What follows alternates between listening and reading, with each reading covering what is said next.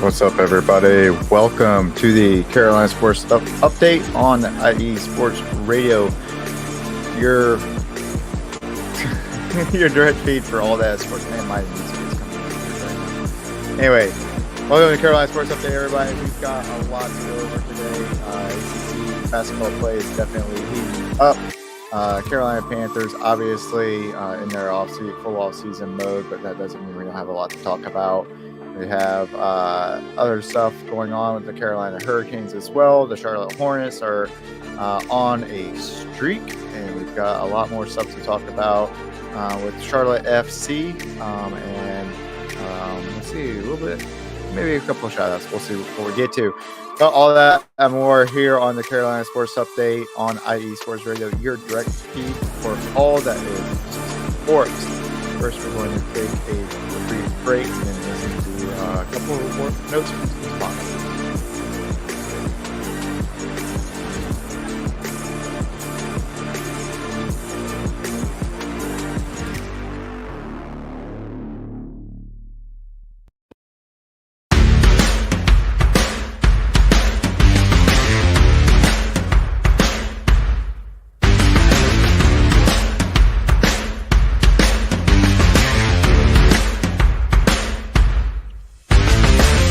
IE Sports Radio fans, this show is brought to you by Planet Jerky Premium Brisket Beef Jerky. Planet Jerky is the official jerky of the 2022 California League champion Lake Elsinore Storm, single-A affiliate of the San Diego Padres.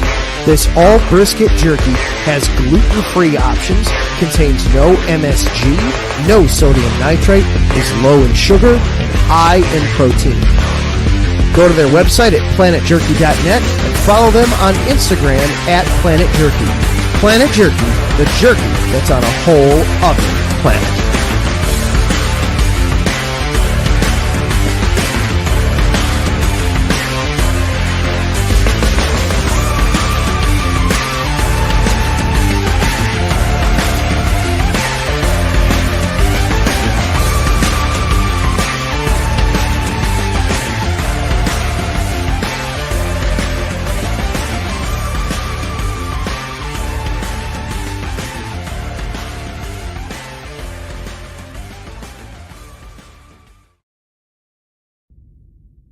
Rise and shine.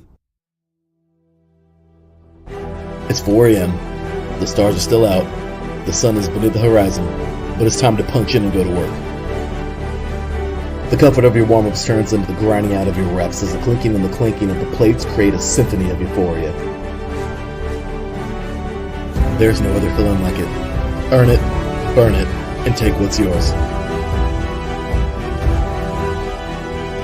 IE Sports Radio has proudly partnered with Vital Apparel, a brand that not only fits great, but also promotes and donates to mental health research. Use our code IESR to get 15% off their comfortable and inspiring gym wear and help them on their amazing journey to support mental health.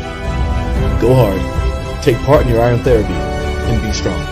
Because when your mental health is as strong as you are, there's no telling how far you'll go.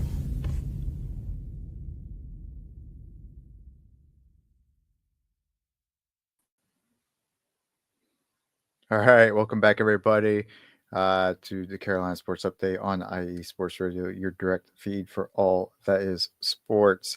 Hey, some great sponsors there. I particularly like that Vital Sport Apparel one, contributing back to mental health awareness and help and research.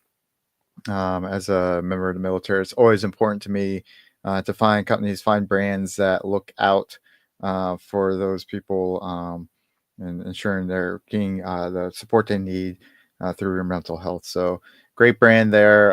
Hope to continue that partnership and look forward to what we do in the future. All right. Let's talk a little bit or a lot of it about some Carolina Panthers. We got some good rundown for the Hurricanes coming up. Some good news here for good news, bad news, but I think mostly good news for the Hornets. And then some good news for Charlotte FC. So pro sports looking pretty good right now. We talked about with the Panthers a little bit last time around. One of the first seasons in recent memory with no real big shakeups. Going into the offseason, nobody really being fired, nobody being swapped out. Uh, we have it looks like stability at the quarterback position for first time in a while, with Bryce Young finishing the season on kind of an absolute tear, really. Save that one game, I think it was against Tampa Bay. That was not much of a game there, but some handful of really strong games for Bryce Young. So looking pretty good at our quarterback position. Coach Canales around coming back for a second season after doing a very good, very steady job, very patient job, I would say, with this team. And looking forward to seeing what he does with them in year two. Evero coming back as defensive coordinator. A little bit of surprise probably to most, but all things considered, looking at where they were the year before with that defense, it has it's kind of a paradoxical defense, I would say. Gave up, I think, most points that season, but also did a really good job of holding teams yardage wise. And I think if you go back and look at a lot of the games from the season before, that defense was holding teams pretty close for through the first half and usually the beginning of the third quarter. But it was, about midway through the third quarter, the offense was so anemic that the defense just basically got wore out and gave up most of their points, I think, if I remember correctly, in the third and fourth quarters. So overall, a pretty solid defense year before. This year, hit by a lot of injuries, so definitely needs to be beefed up a lot. I think even also with even last year, run defense was a little lacking. Pass defense was pretty good, but the run defense these last 2 years have been pretty awful. So a lot for the Panthers to work on this offseason. So today I kind of wanted to take a little bit of a dive, not too deep because we don't have a lot of time and I'm not that smart, but a little bit of dive into some free agency um, outlook and thoughts. I love to hear your thoughts. Throw them up into the YouTube chat there. Hit me up on X, or even might be able to find me my other handle UNC Navy 03 on Instagram, but you can find my handle there. Both handles there for X. Hit me up there. What you think? But talk a little bit free agency track or free agency outlook. So I'm going to try something today. Throw in some graphics. See if this works out and how this looks. But it looks like there's a couple of some formatting things that could have been done a little bit better. They looked pretty good when I put it together, but not looking that great now. All right, so these are some, I think, the key free agents coming up. There are more free agents for the Panthers this offseason that they're going to have to take a look at. But to me, these were some of the bigger names. You're looking at Shaq Thompson, linebacker, coming off a injury, pretty significant injury. Austin Corbett, played center, right guard. The right guard really converted to center. Also coming off of an injury season. And then Hecker, oddly enough, I didn't realize that. Pinheiro looking more at special teams. Both our kickers are up for new contracts this year. I think Pinheiro was last year too. They managed to work out a 1-year deal for him to stick around. So might look at trying to bring him back.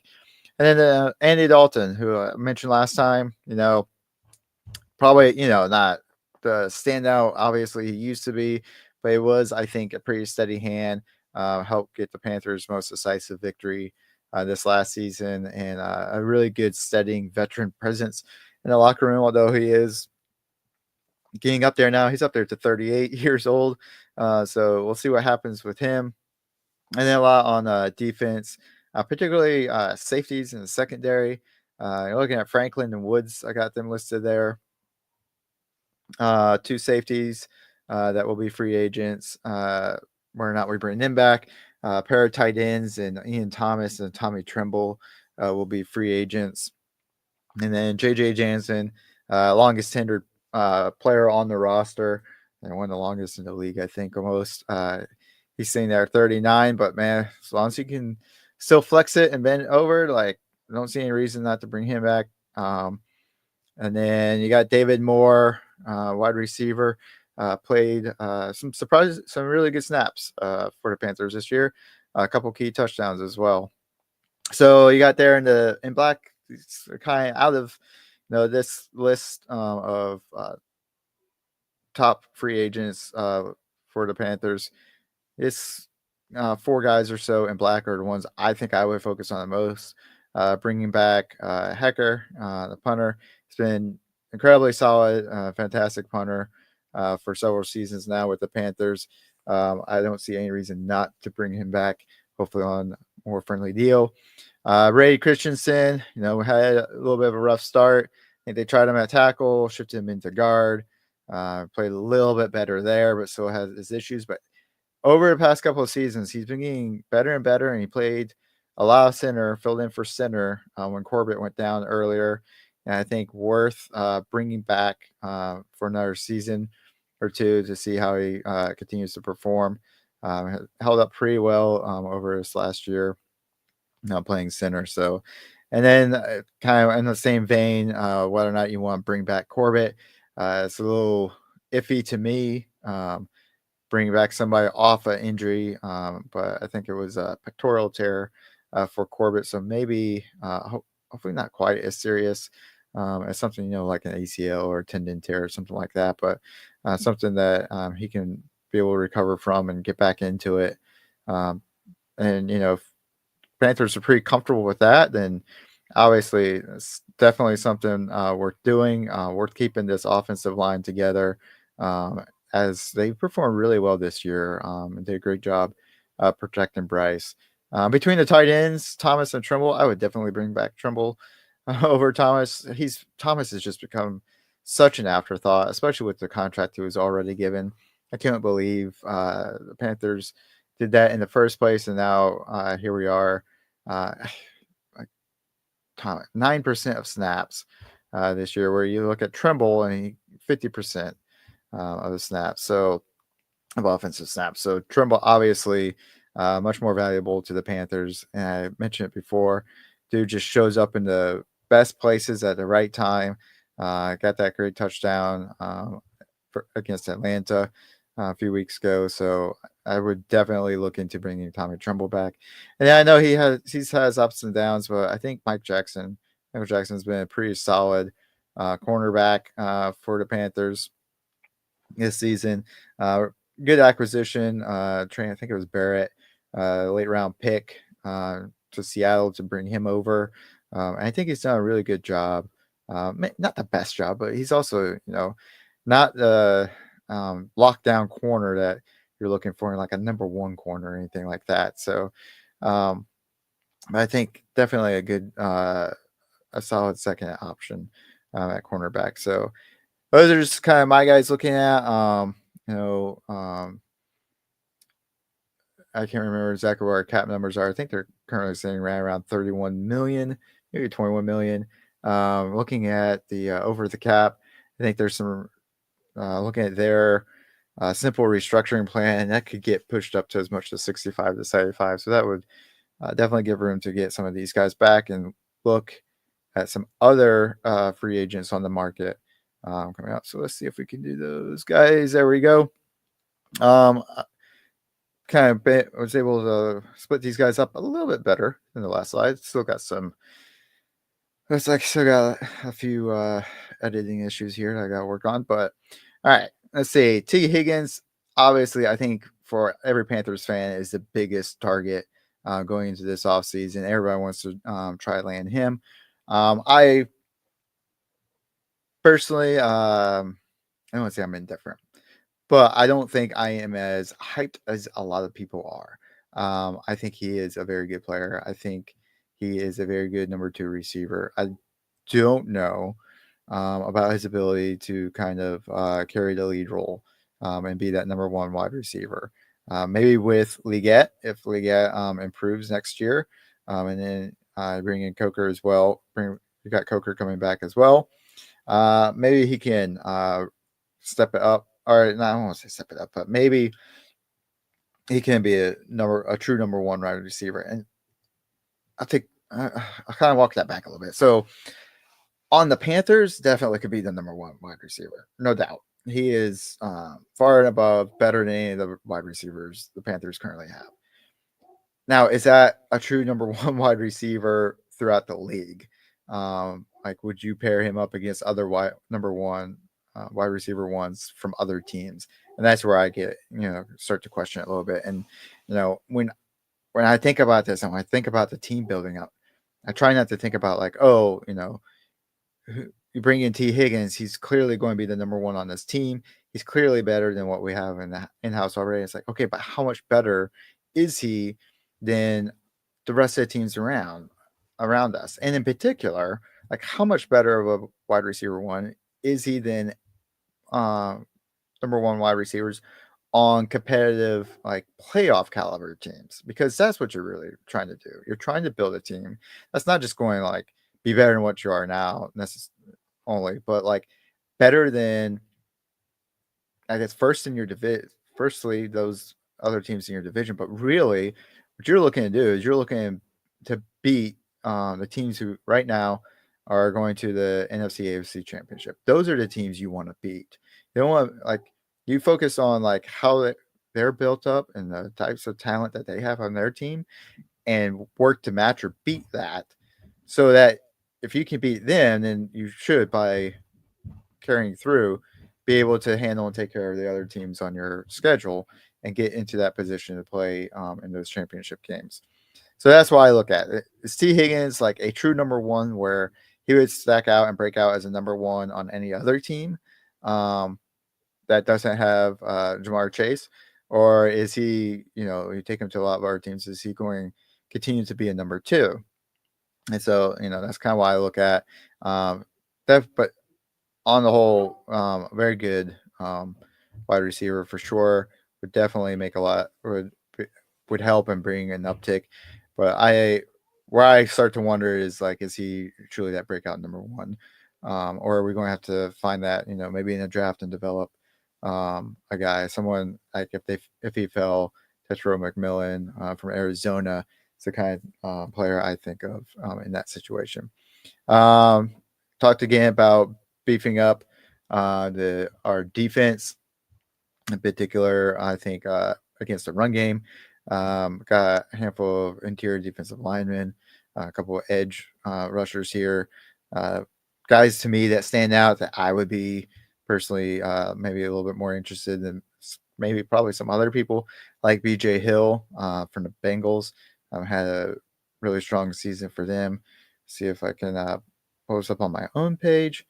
Take a quick look at how he broke out this last season. So looking at his PFF overall grade of 70.2. He had pass rush grade of 64.2 and run defense grade of 69.2, which is pretty strong grade. That put him at 22nd out of 219 defensive linemen. So that's a pretty strong grade. You pair him up with Derek Brown, who a couple years ago led PFS grades.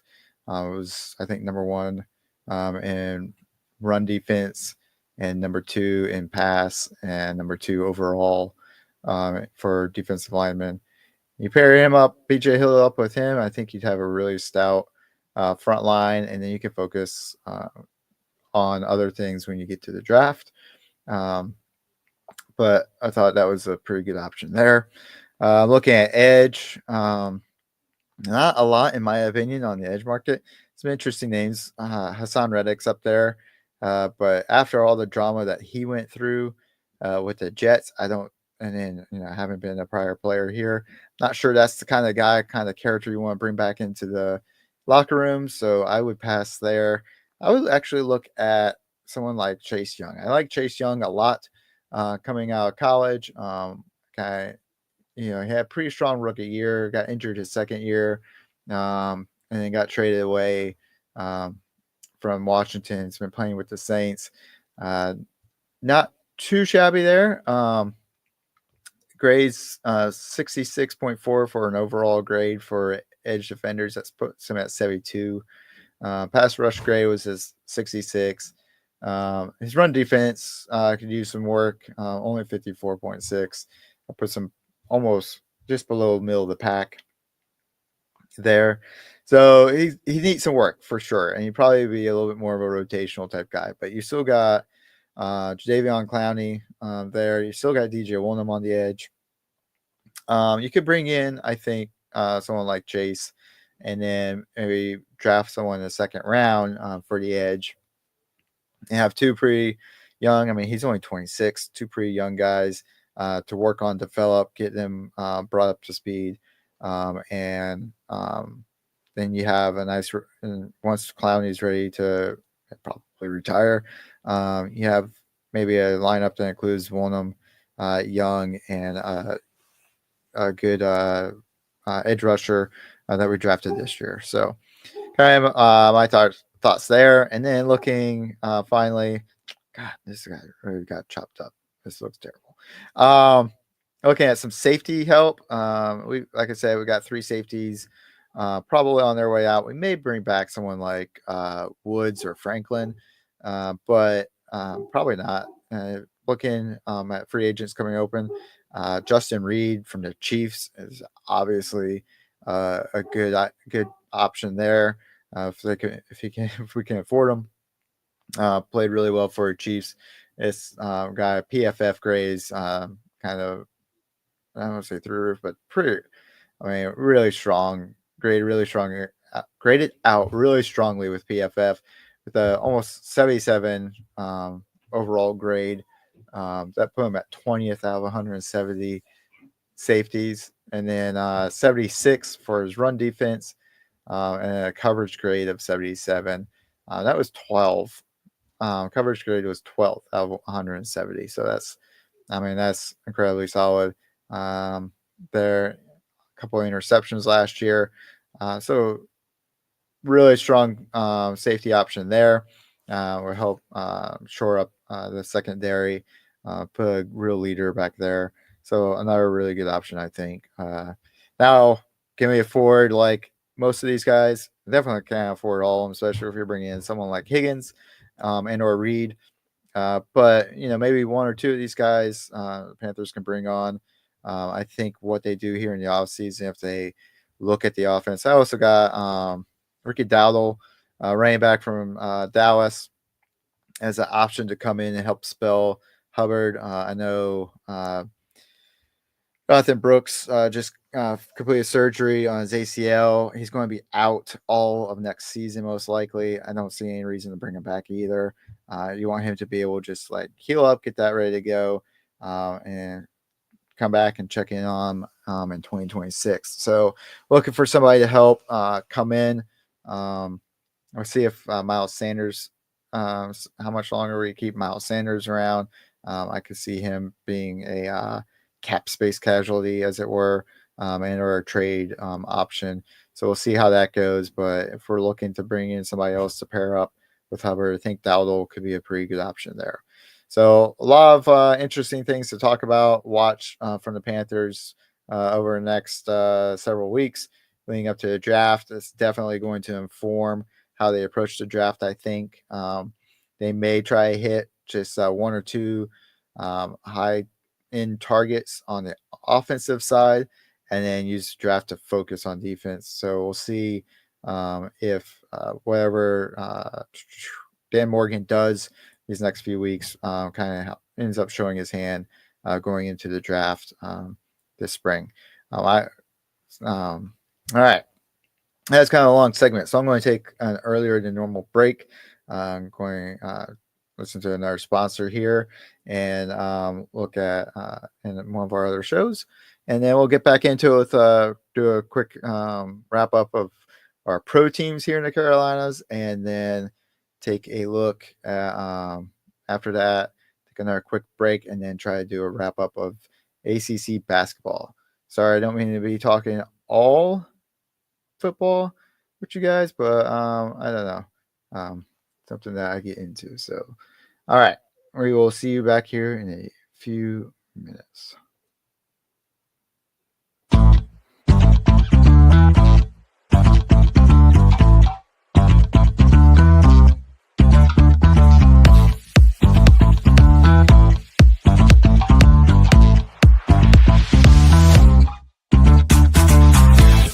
Hey there, IE Sports Radio fans. Be sure to check out our sponsor, Seal the Deal Wax Seals by Cecilia B.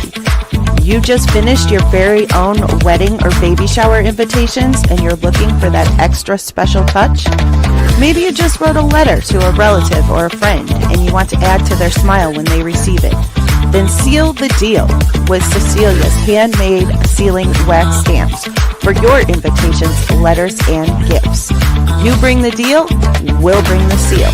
You can find them on Instagram at sealthedeal_wax stamps and on Facebook, Seal the Deal Wax Seals.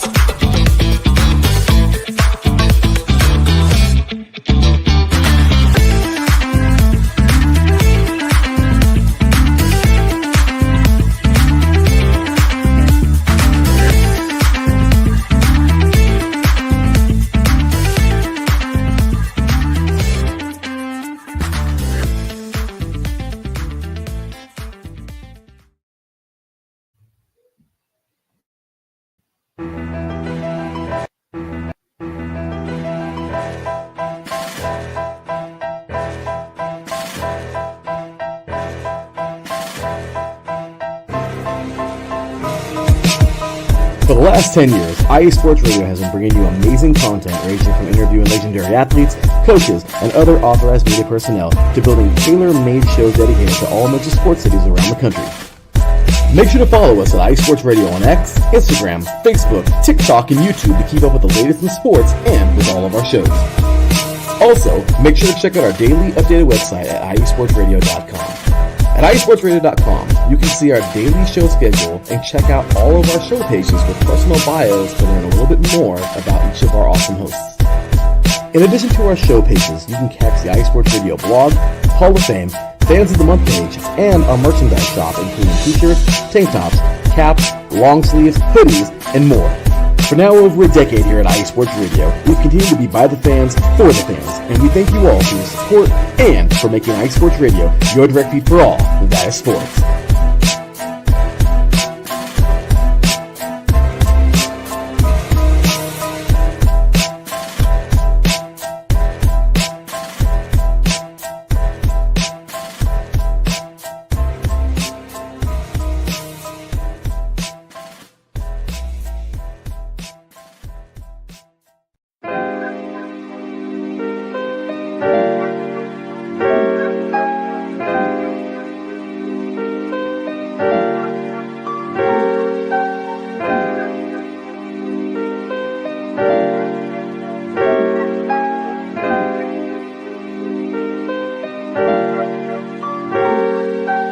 Hello, ladies and gentlemen. My name is Davidson.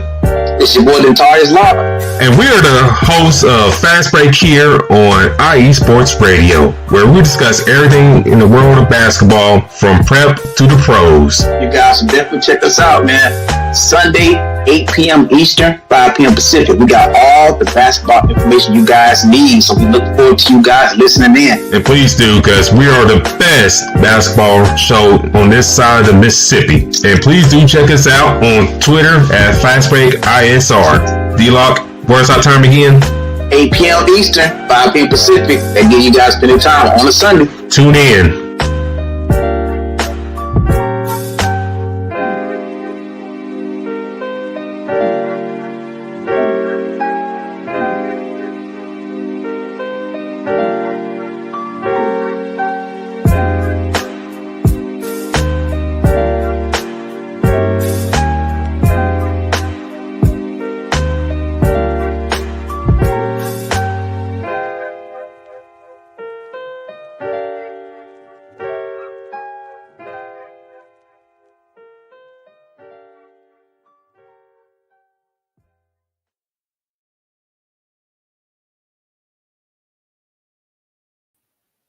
All right, welcome back, everybody. And let's kick it off with some more pro sports here. Starting first with Carolina Hurricanes, they'll continue to have a pretty strong season here. Had a good game here against the Las Vegas Golden Knights. They were down 0-1 going into the second, and then in the second scored a goal, two more goals in the third period. to make it 3 unanswered and up 3-1. Vegas did pull one back, but unable to complete the rally, and the Carolina Hurricanes go on to win that 3-2 over Las Vegas Golden Knights. So good game there. Their next game will be against Chicago Blackhawks. Let's see, tonight at 8:30 p.m. Unfortunately for them, with the college football championship going on. Prior to this, they did lose 2-4 to the Buffalo Sabres, but despite that loss, they still sit 1 point behind New Jersey in the Metro Division. Continue to watch these guys. They're right there within striking range. All they need, I think they need a couple of good acquisitions. Talked before that they may be in the hunt here for a forward, and also some goaltending help. So we'll see what they do going forward before the trade deadline. If they can bring in a couple of players to help them out. On that, I mentioned before, really got to work on defense, getting their keeping the opponent's scoring down. See, again, Golden Knights kept it down. Only gave up the 2 goals. Carolina with the 3 able to overcome that, obviously, but gave up 4 to Buffalo, and Carolina just not able to pull that one off. We see when they give up 3 or 4 goals, typically it seems like they're especially as of late unable to keep up. We looked at the beginning of the season, didn't seem like that big of an issue. Give up 3 or 4 goals, but they were scoring goals at 4 to 5 goal per game clip. And so they were able to keep ahead of their competition there. Now it seems like their offense slowed down, kind of averaged out a little bit more, seeing here on the season at 3.3 goals per game. So that's come down quite a bit from, I think it was 3.8, almost 4 at the beginning of the season. They were just lighting up that net, but now kind of averaged back out a little bit more realistic, and giving up 2.76. So almost 3 goals a game. That's come down a little bit, I think. Not quite as high as it used to be. So hopefully continuing that trend. Like I said, getting some reinforcements, especially in the net, and keep those keep the opponents from scoring. All right, that's a quick recap there, but we're going to move on from our hurricane update and take a look here at our Charlotte Hornets, who have been on a little bit of a tear as far as the Hornets are concerned. They've been playing really well. They are on their first 3-game winning streak of the season. They beat Dallas Mavericks 110-105. Dallas tried to rally there late. Phoenix Suns couple weeks ago with their late rally, but Charlotte was able to hold them off. Ball had another great game there. Good to see him continue to impress. Bridges also with a really strong game. Both of them scored 23 points. And again, it seems like more and more, I think this younger core is coming together. Fortunately for them, second overall pick, Brandon Miller injured his wrist, had a tendon tear in his right wrist. He's going to be out indefinitely now. I'm not sure how well you can come back from that and within the season. That's a big blow, I think, to the Hornets. He was averaging 21 points, almost 5 rebounds, and 4 assists. Again, those are great numbers right there. Really tremendous all-around player, and to lose him again to injury is going to be a blow. But I think he did not play against Chicago, who Charlotte played and beat, and obviously did not play in this game against Dallas. So Charlotte was able to rally the rest of the team and be able to pull off the win, kind of upset win against Dallas there. So great team effort from them on that one. And then some other interesting news for Charlotte. They are starting to work behind the scenes, getting ready for the draft. It looks like, and trying to build for the future. They traded their center Nick Richards and one of their second-round picks to Phoenix for Josh Okogie and 3 second-round picks, one in 2026 and one in 2031. Or sorry, 2 in 2031. So 6 years from now. That's an interesting way to do business. Like I said before, I did not understand the NBA, but hopefully doing this, the more I do this, the more I learn, and I will hopefully continue to grow and get better at my understanding of how this works. But man, 2 picks 6 years from now. That's the interesting way to do this. I'm sure there's got to be some qualifiers on that and exactly how they go about doing it. So we'll see how that works out for the future, but that'll be interesting to watch. I tried to track it down. I saw briefly this week. I should have saved it as soon as I saw it. A really good rundown of the Hornets picks over the next few drafts, and I don't know by NBA standards, but by like NFL standards, they look pretty stacked right now. Like they got a lot to work with, and hopefully they could continue to build this roster out. Like I've said before, maybe by about the time I get back into town, we can see Charlotte Hornets putting together some winning seasons. I can follow them a little bit more, even more closely then. But we'll see how that continues to go and work itself out. All right, next up, let's talk one last quick pro sport. For a break, we got some interesting news, I think, from the Charlotte FC. They have acquired Eric Williamson from the Portland Timbers, who, by the way, I'll say it, they've got a really awesome shield or symbol, emblem, however you want to say it, with the tree and the big axe right in the middle. That's pretty cool. I love Charlotte FCs. It's great. I love the throwback and the reference to where your name comes from and everything like that. But when you got a big axe in your emblem, that's pretty cool. All right. Acquired Eric Williamson from Portland. Looks to be a really strong scorer. In fact, he was actually called up to U.S. men's national team in the friendly against Venezuela, where he scored one of the 3 goals U.S. team scored. So positive signs there. Really good to see that. Again, Charlotte FC came in 2022, their second season, 2023. They were in the playoffs. They ended up going down to Orlando and through in penalty kicks. So looking at bringing in more offense, definitely a strong move there. And glad to see aggressive front office there with the FC.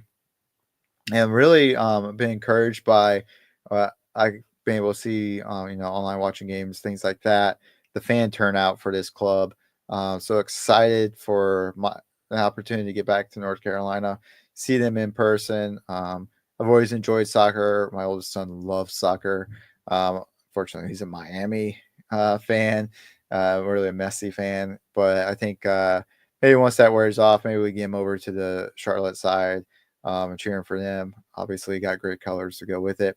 But they weren't done with that. The team and Wilfred Zaha have also agreed to terms to come to Charlotte. He is a ex-Premier League player.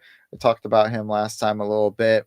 Now all that remains is Charlotte and Gala, who he currently plays for, have to negotiate the terms of the loan, when he'll get over, how much of the salary that Charlotte's willing to pay to cover, so Gala won't have to pay him.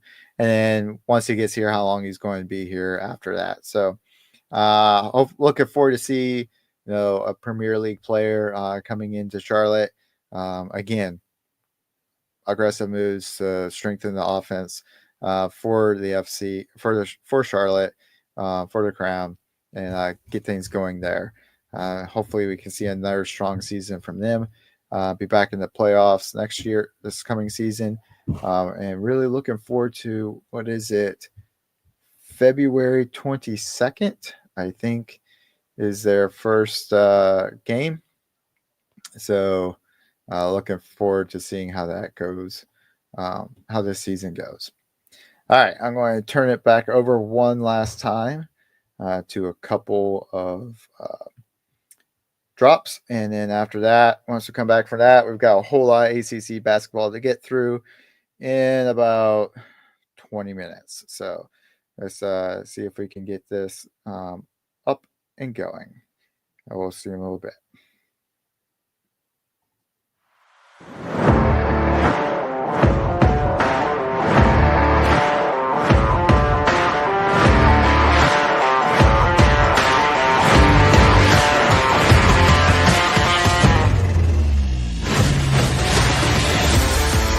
The light is red, the kids are in bed, which means it is time for Mile High Musings with me, Aaron Yowell, right here on IE Sports Radio, your direct feed for all that is sports.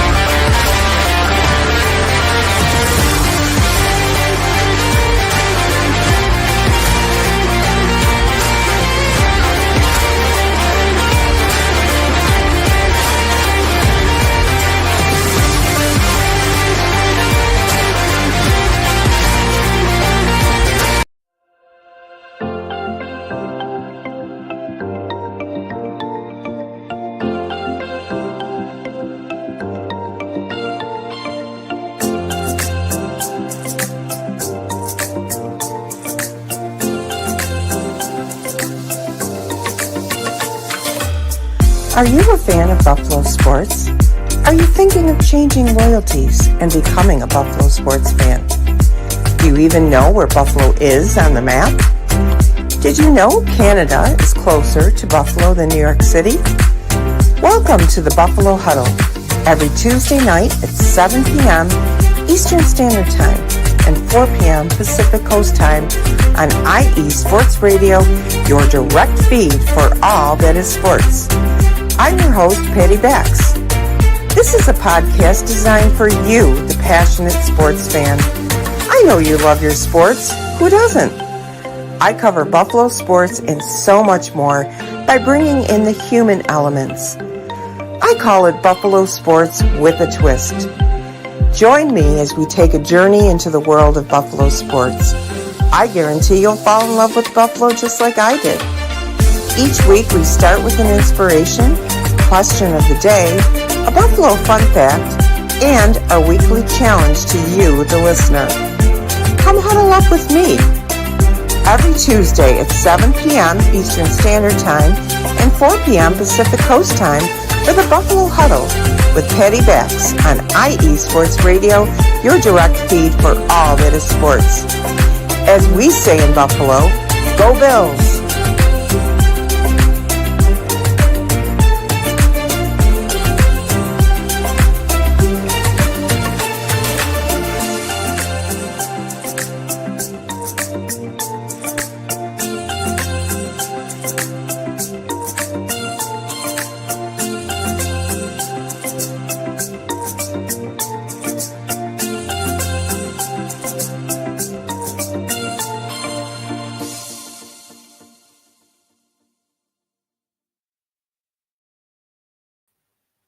All right, welcome back, everybody. Let's talk some ACC basketball. All right, UNC Tar Heels. Typical. I talked about this before. What we could expect from this team for the season in these last two games. I think absolutely typified exactly what you'll see from UNC throughout this season. First up, they played Cal at UNC, defeated them 79-53, led by over 20 points. Actually finished the game 26-point blowout there. Just great game, fantastic shooting game for the Tar Heels. They went on a 15-0 run in the second half to really open that up. But then 2 days later, turn around against Stanford. I would say equal competition, maybe a little bit better than Cal, but and lost that game, dropped that game in the final seconds, 71-72. Lost to Stanford. Jalen Blake's a Duke transfer to Stanford, hit the game winner with 1.5 seconds left. That came right after Seth Trimble buried a couple foul free throws to go up 71-70. But then I think probably an effort not to foul, let Stanford come down, let Blake's come down, drive it. He did it, kind of pulled it back up with the jumper, and really, honestly, a beautiful shot. Just heartbreaking though for Tar Heels, but again, kind of back to what I was saying. If this team with the lineup they've got, their post play has been better. Lubin, I talked about it last time watching him a few games ago, especially against like State. I think it was looked okay on the defensive side of the ball, getting those long arms in there, breaking up stuff, but not able to really pull anything in or corral anything. And then looking pretty much the same way on the offensive side, where he wasn't able to pull in any of the passes, really go to the basket with the ball very strongly. But this last couple of games against Cal in particular, and even against Stanford at moments, Lubin did look a little bit better, a little more confident, had better control of the ball. Washington as well, looking good, but still at times, especially against Stanford, both guys looked a little overmatched. So without that kind of big man lineup that they're used to, relying on their guards, this team's going to like have games where it's an absolute blowout because they're just shooting lights out and raining buckets, and other games where once those shooting struggles kick in, they're not going to be able to do what they've done in the past, which is pull down boards and get those second chance points after missing shots. And you're seeing it more and more. I think that's what we saw a lot, primarily against Stanford. Against Cal, UNC shot 48 from the floor, 36% from the 3-point line. And then Stanford, that went down to 43 from the floor, but all the way down to 28% from the 3-point line. You get that up even close to 30% for the threes, and this game is done. Ian Jackson broke his streak of 20-plus point games. He had a pretty weak game against Stanford. RJ Davis did what he could do, scoring 19 points, but in the end, just every time it would seem Carolina would try to get a run going, Stanford would kind of halt the run, chip it back in, maybe not tie it up even, but just chip it back in just enough. And then eventually at the end, they were the ones who ended up taking the lead. Carolina had to fight to get back in the lead with those two free throws from Trimble, and then obviously giving up the final bucket to Blake's. But not the ideal situation we want to see. Seeing people talking about how they're, Carolina's already been pretty solidly on the bubble. What this loss is going to mean for them going forward. They do not have an easy slate of games coming up. You see there, they will be at Wake Forest next. That is going to be an incredibly hard game. Wake Forest, as we'll talk about here soon, off to one of their best starts in years. well over almost 2 decades. And Carolina has to go face them at Wake Forest. They've got Boston College after that. But then you've got the likes of Pitt, Duke, Pitt again, and a really strong Clemson team. So it's a rough road. And like I've said before, the ACC, everybody is out to get UNC, it seems like. So they're going to have to really buckle down and find a way to figure out this interior presence, or I don't think we'll see them going very far if they even make it into the NCAA tournament. All right, let's take swap things over. Take a quick look. Oh, shoot, I already posted. Dang it. That's my bad. Take a look at our Blue Devils, who continue to dominate the ACC. Oh,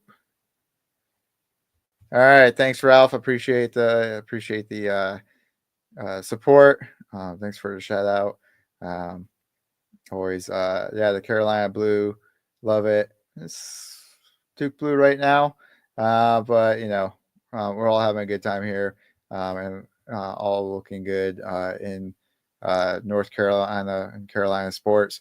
Duke continues, like I said, to dominate the college basketball landscape. They are now moved up to number 2 in the nation, still very firmly in first place in the ACC. Continue to destroy the competition. Last game being Boston College 88-63. Boston College gave them a fight for a few minutes in the first half, but Duke then just kind of pulled away.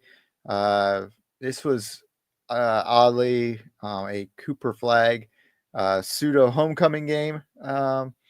Looking at it, a lot of folks coming down from Maine, his home state, because this is likely the closest he'll get to playing close to home. Well, I guess that's about a 3-hour drive to get down there. But he didn't disappoint. He went off 28 points, 5 rebounds, 4 assists, threw in 2 steals on top of it. And Duke just continued to cruise with a 53% from the floor, 33% from the three-point line. So just really poured it on Boston College there. Obviously remain unbeaten in the ACC. Their next game will also be at Wake Forest. A couple of days after UNC plays Wake Forest, Duke will be playing them on the 25th. Hopefully Wake Forest can give them a good fight, and we'll see see how that one goes for them. But keep an eye out for these guys. They'll continue to play hard, and I think are out to make a statement this year. I know, the theme for Duke is always that they play hard, they play well during the season, and then when tournament time comes around, they don't do much after that. But with the way they're playing this year, either the ACC is super weak, which I don't believe, or they have got an incredibly good team this year. So we'll see how it goes, and see how long they probably going to sit at the top of the ACC until the end of the season. All right. Let's see. Let's go ahead and keep things rolling here. We'll look at our brothers down the way in Raleigh and take a look at the North Carolina State Wolfpack. Not faring as well as the rest of us, I think. They lost to Cal 62-65. Cal and Stanford both out here. I think the West Coast ACC paying a visit to the actual Atlantic Coast and getting their games in after playing UNC, played Cal, or played NC State. Real background. This was a really strong game. Really unfortunate for NC State. They played incredibly hard down the stretch. Fought with Cal the entire way. Had it within a point with a minute left to go. Unfortunately, Cal just able to pull it out in that last minute. Both teams at 9-9, 2-5. in the conference. NC State have now lost 3 in a row, but those 3 losses have been by a combined 8 points. So they lost to Cal by 3, Virginia Tech by 3, and then lost to UNC before that by 2 points. So this is not a team that's giving up. This is a team that is fighting and competing with each and every game, and I think you'll continue to see that from this team. They've got a lot of heart, a lot of pride, and I don't think they're going to go away anytime soon. They will be a contentious, tough out every night, and we'll continue to look forward to watching them providing some great entertainment there. Next up, we've got Wake Forest, who, as I alluded to earlier, off to their best start since the 96-97 season when Tim Duncan was playing. He's retired from the NBA now, but this is their best league start at 14-4. They sit at 4th in the ACC. They beat Virginia Tech 72-63. This was an airtight game. I know it looks like 9 points, 9-point win there, but was not. It was pretty close the entire way. I think with less than a minute to go, it had a spread there of 4 points with 1:20 to go. Wake Forest was up. So Virginia Tech definitely within striking range there, but Wake Forest was able to keep it cool, calm and collected, get together, put together the last few points that they needed. And they are, again, just playing really, really well. I mentioned this before, like they just seem to come together some years. Play, I don't want to say surprisingly well, but kind of surprise people with their play. And I think this is one of those years where they're really surprising some people. I think playing a lot of good games. They are 6-1 in the conference. They're only half a game behind Clemson and Louisville, who are both 7-1 in the conference. So Wake Forest, like I said, hopefully they can give Duke a really good run for their money on the 25th when Duke comes to Winston-Salem and plays them.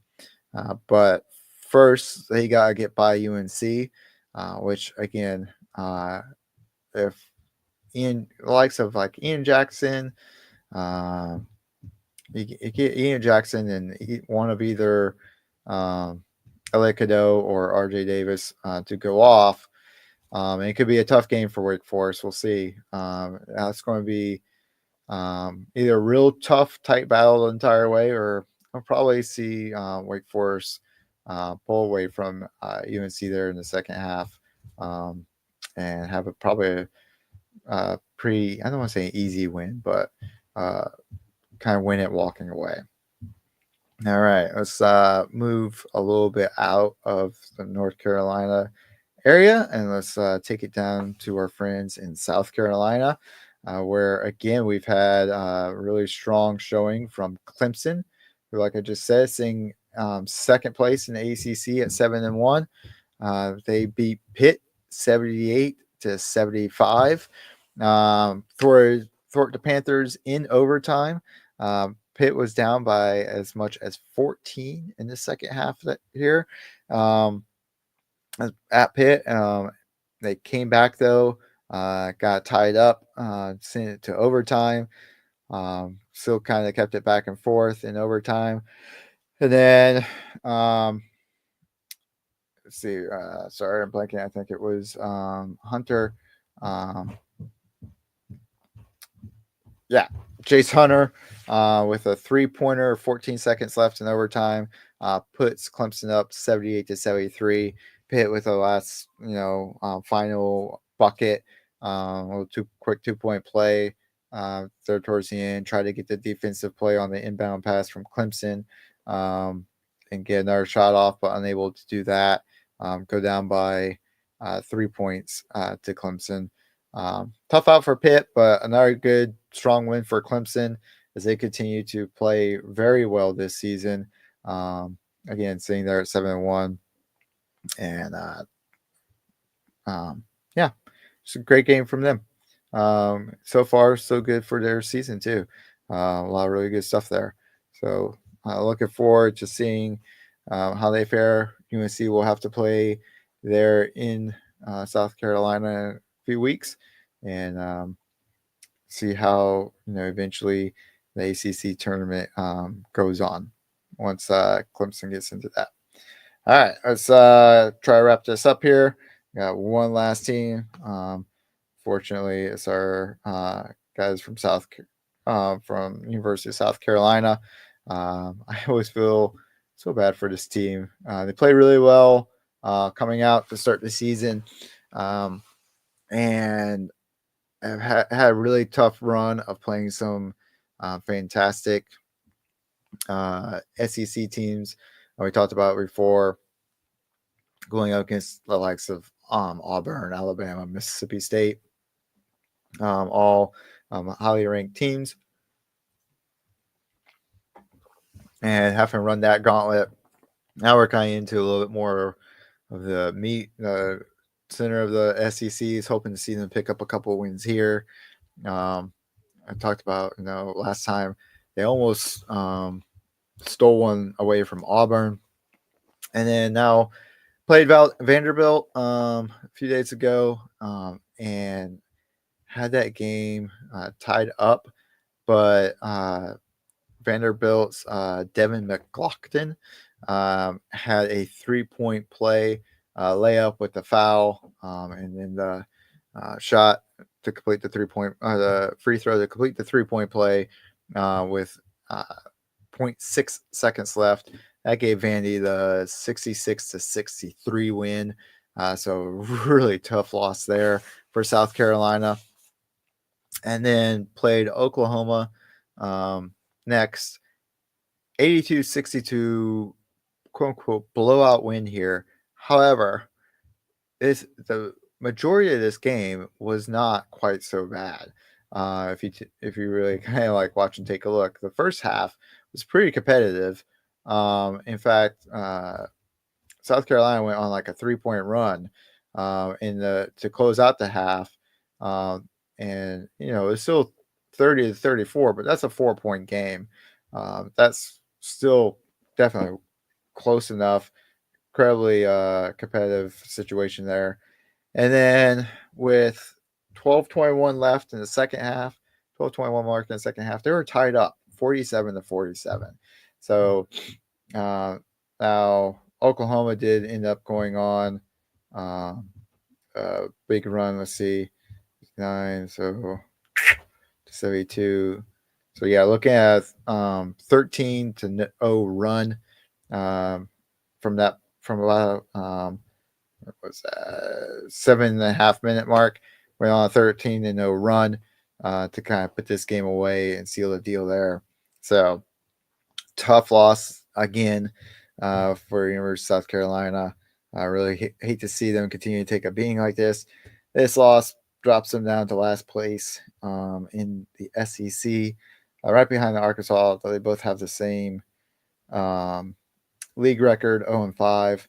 Arkansas is slightly better, half game up in the overall record, 11-7 versus 10-8. So hopefully, this definitely is a team that loves to play hard. I hope to see a couple more W's come their way and kind of start creeping up in the standings here in the SEC. Probably not going to see anything, postseason out of them at this point, but I would like to see them, continue to remain competitive, sneak in and when they're here, like get a well-earned win against some of these mid-tier teams, and then hopefully, pull out like an upset here or there, like when they go back and replay one of these top-tier teams here soon. All right, guys, that's going to do it for me again this week. It's been good chatting. I love talking about all these sports here. Love talking about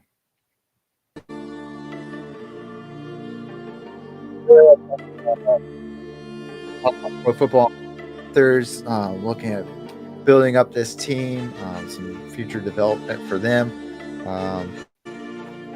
I hope to, looking forward to talking some draft talk next time around, and continue to watch things get going. Looking forward to getting the Charlotte FC regular season up and running, and following those guys along, and see as we get, like I said, closer to trade deadline for the Hurricanes and playoffs for them. I see how that goes, and really continue to talk and build out this community of Carolina sports fans.